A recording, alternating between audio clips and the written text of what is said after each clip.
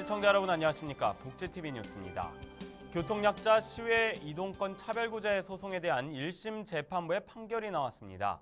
재판부는 버스 회사에게만 교통약자들의 시외 이동권을 보장하라는 판결을 내렸습니다. 자세한 소식 김지한 기자가 전합니다. 보장하라.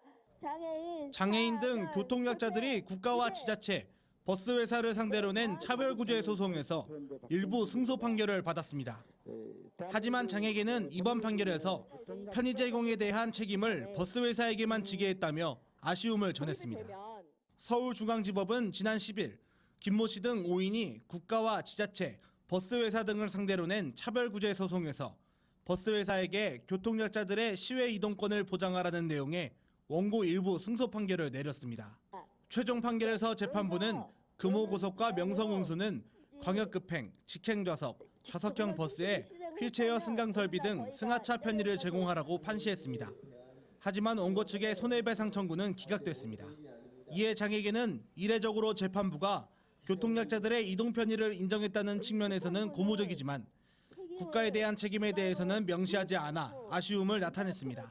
소송의 본래 목적은 국가가 이 문제를 책임지고 해결해달라는 것이었는데 오늘 판결은 결과적으로 보면은 국가는 책임을 묻지 않고 민간 버스에서 두 곳에서만 그것도 미약하게 이제 차별을 시정하라는 이런 어떤 실망스러운 판결이 나왔습니다. 이어 장애계는 국가가 시외 이동권에 대한 책임을 지지 않는 상태에서 버스 회사만의 노력으로는 시외 이동권을 보장받을 수 없다며 앞으로도 이와 관련된 소송을 계속 전개해 나갈 것이라고 전했습니다. 복지TV 뉴스 김지한입니다. 빈곤사회연대 등 시민단체와 학생들이 서울시청 앞에서 기자회견을 가졌습니다. 이 재건축과 단속 등에 의해 쫓겨나는 철거민과 노점상 등을 위한 대책을 관계당국이 마련하라는 건데요. 정유린 기자입니다. 억울하게 쫓겨나지 말자. 도시에 살 권리 보장하라.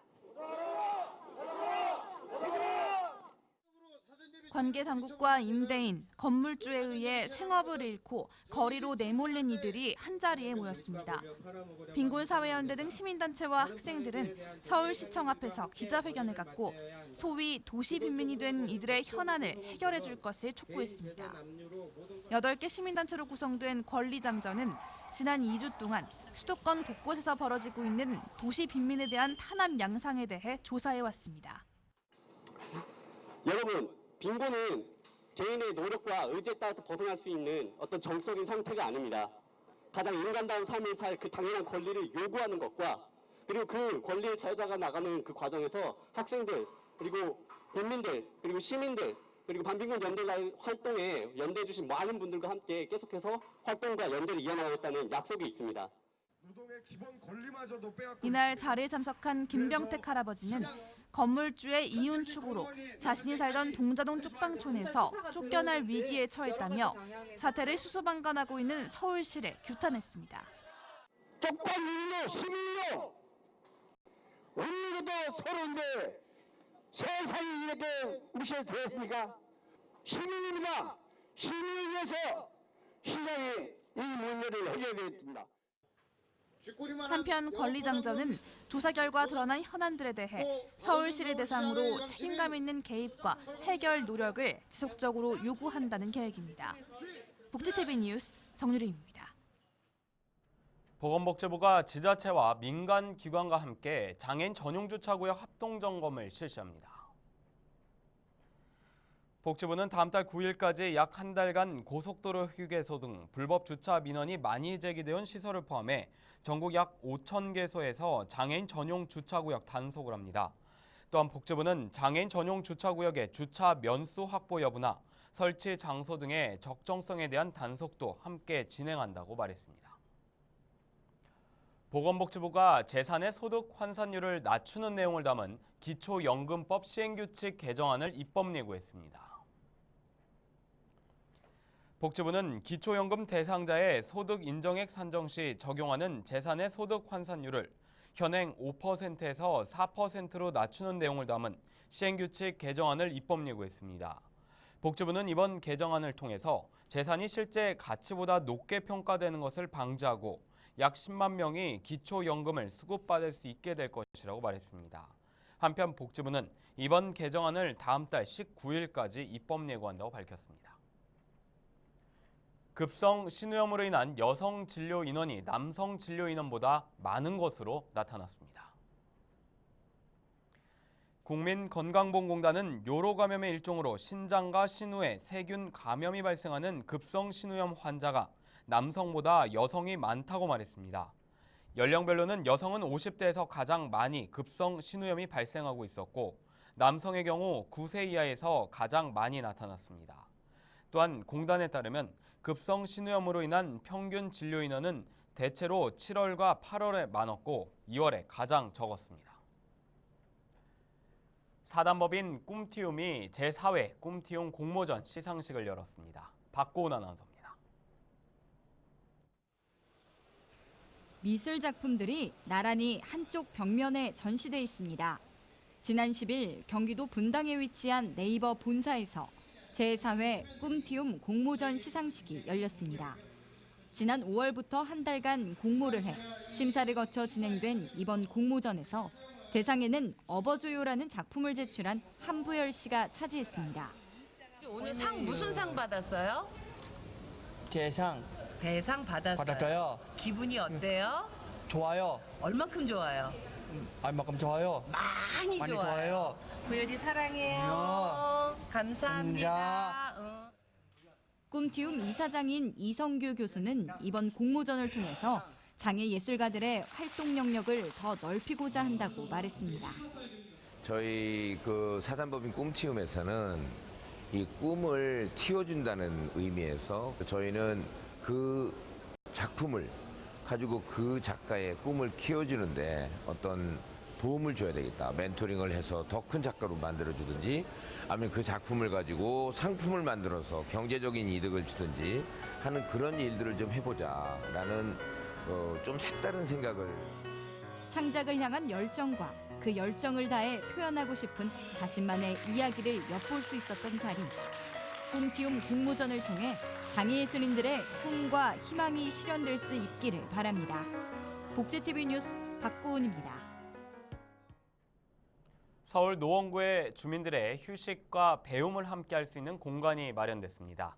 바로 꿈놀이 밥상인데요. 어떤 공간인지 최현미 기자가 소개합니다. 노원구 중계동의 꿈놀이 밥상이 문을 열었습니다. 임대지역 주민주도형 경제모델 지원사업 가운데 하나인 이곳은 어린이들에게 안전한 보금자리를 제공하고 주민들에게는 휴식과 배움의 공간을 제공할 예정입니다. 꿈나무 카드 애들뿐만 아니라 이제 임대지역 주민들 같이 다 활용하는 그런 분식점 겸 카페식으로 만든 거죠. 아동 경제교육, 성격 유형 검사 등 어린이들을 위한 프로그램과 바리스타 수업, 공방 수업 등 자기 개발 과정도 수강할 수 있어 어른과 어린이가 모두 함께할 수 있는 공간이 마련됐습니다. 엄마들은 차 마시고 아이들은 위에서 놀 수도 있어서 좋은 것 같아요. 사회적 일자리 창출에도 한 몫을 했습니다. 그동안 복지를 이용하던 주민들이 이곳에서 경제활동 기회를 얻어 복지 제공자로서 지역 활성화에 앞장서고 있습니다.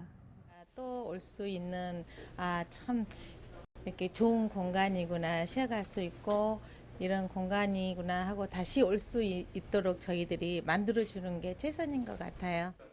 어린이와 구민들에게 휴식과 배움의 기회를 제공하는 이 공간이 마을 공동체의 구심점으로 거듭나길 기대해 봅니다. 복지TV 뉴스 최현미입니다. 경기도 내 외국인 주민이 지난해보다 12.4% 늘어난 55만 명으로 집계됐습니다. 남성은 외국인 근로자가, 여성은 결혼 이민자가 가장 많았습니다. 김소영 기자입니다. 6년 전 유학생으로 한국을 찾은 네팔 출신 아난타 씨. 한국 생활에 적응하는데 언어가 가장 큰 장벽이었던 아난타 씨는 한국에 사는 네팔인들이 쉽게 접근할 수 있는 한국어 학습 어플리케이션을 개발 중입니다. 홈페이지를 만들어 한국 가요를 네팔어로 번역해 올리고 어휘도 정리해 놓았습니다. 혼자 왔는데 또 말도 못하고 그때 제가 처음에 한국에 올 때 안녕하세요 감사합니다 한국말 몰라요 세 가지 배우고 왔거든요. 친구들도 없고 혼자 있으니까 항상 외롭고 내가 이게 한국에 왜 왔지? 라고 그렇게 생각도 많이 듣고. 한국 생활 15년 차인 나카오카 유미코 씨는 9년 전 한국인 남편을 만나 결혼했습니다. 일을 마치고 항상 작은 아이를 유치원에서 데리고 옵니다. 아이들과의 시간이 가장 즐거운 유미코 씨. 외국인이라는 이유로 취업이 힘들었지만 다문화 센터를 통해 그녀는 지금 다문화 강사로 일하고 있습니다. 좋은 점은 아이들이 저한테 뭐 다가와서 일본 사람이라고 해서 막 반가워해주는 아이 보면 또 너무 고마운데 역사적인 거나 뭐 연도적인 문제로 아이가 일본 사람 좀 뭐라고 뭐 하는 아이 보면 좀 가슴이 아파요. 도내에 거주하는 외국인 주민은 55만 4천여 명. 지난해 49만 2천여 명에서 6만 1천여 명이 늘었습니다. 전국 외국인 주민 31.8%가 경기도에 거주하는 것입니다. 경기도는 행복한 다문화 가정 조성과 외국인 주민 복지 증진을 위하여 다문화 가족 지원센터, 외국인 복지센터 등을 운영하고 있으며 한국어 교육, 다문화 마을 공동체 육성, 다문화 서포터즈 운영 등 다양한 정책을 경기도 내 거주하는 외국인은 한국계 중국인과 베트남, 필리핀 외국인까지 다양합니다. 세계 속의 경기도로 도약하기 위해서는 이제는 틀린 문화가 아닌 다른 문화를 받아들이는 인식과 배려가 필요합니다. 복지TV 뉴스 김소연입니다.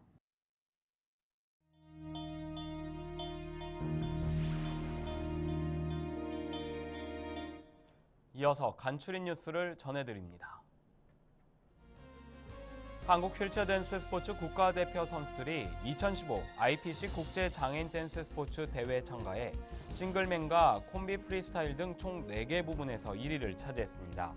한편 한국 선수단은 지난해 열린 인천 장애인 아시아 경기대회에서도 5개의 금메달을 석권하는 등 아시아 정상급 실력을 과시한 바 있습니다. 서울 노원구청이 장애인의 생활체육 활성화를 위해 불암산에 롬볼장을 조성하고 중랑천에는 파크 골프장을 조성했습니다. 노원구는 롬볼장의 경우 겨울철인 1, 2월을 제외하고 연중 운영할 계획이고 골프장은 12월에서 3월을 제외하고 연중 상시 운영한다고 말했습니다. 인천시가 치매 환자 부양으로 인한 스트레스가 높은 치매 환자 가족을 위해 찾아가는 심리 정서 지원 프로그램 비타케어를 실시합니다. 비타케어 프로그램은 심리 상담과 치매 관리 교육 등의 섹션으로 이루어져 있고 각 분구에 설치돼 있는 16개 치매 센터를 이용하고 있는 치매 환자 가족을 대상으로 이달 22일부터 오는 11월까지 진행할 예정입니다. 강원도는 이달 17일까지 강릉과 평창 일원에서 2015 하계 드림 프로그램을 진행합니다. 이번 프로그램에서는 컬링과 아이스 슬레이지 하키 등 빙상 종목을 직접 체험하고 스키 점프대와 슬라이딩 센터를 견학합니다. 경상북도가 도내 23개 시군 289명에게 정보통신 보조기기를 지급한다고 밝혔습니다. 도는 선정된 대상자가 개인별 부담금을 납부하면 기기 보급업체에서 납부 확인 후 배송 설치하게 된다고 말했습니다. 특히 도는 기초수급자나 차상위 계층 장애인은 본인 부담액 중 절반을 추가로 지원받을 수 있다고 설명했습니다.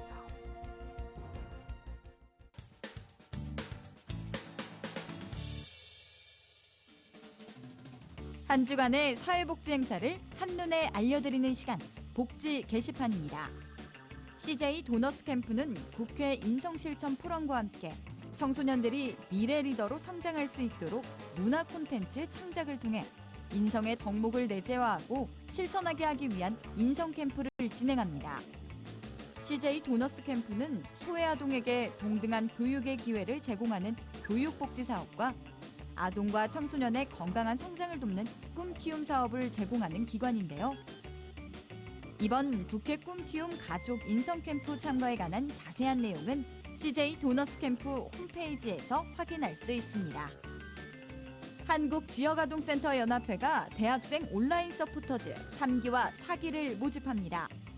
한국지역아동센터 연합회는 빈곤 아동, 청소년 복지와 지역아동센터의 기능과 역량 강화, 교육문화 지원 사업과 정부 정책 사업을 전국적으로 수행하는 단체입니다.